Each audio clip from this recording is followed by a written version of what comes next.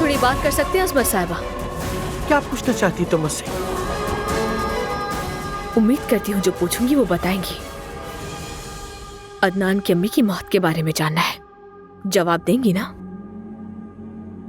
अदनान की अम्मी कैसे मरी? मैं सिर्फ अदनान को जवाब दी हूँ और उसे मैंने बता दिया है।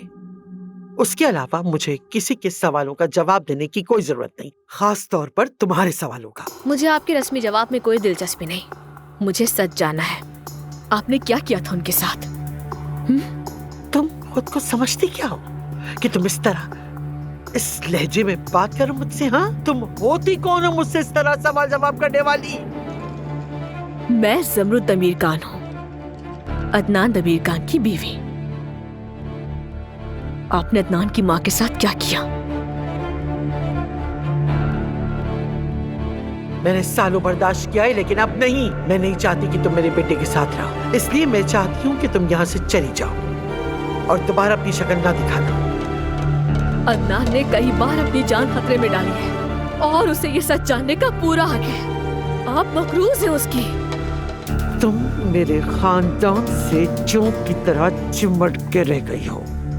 तुम इस खानदान की हकदार नहीं। तुम एक ऐसी औरत हो जिसकी कोई इज्जत नहीं। तुम भूल गई हो और अब मुझसे सच मांग रही हो। आओ, ये है तुम्हारा सच। तुम्हारा सच उस कुएं में है।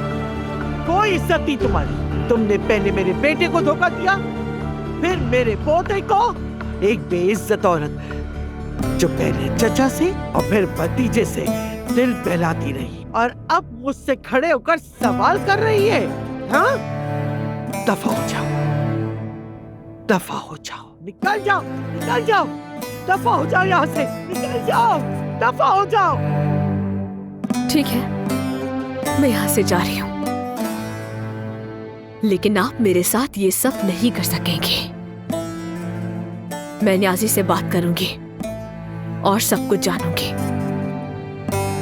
अब आप सोचिए कि कैसे समझाएंगे अदनान को।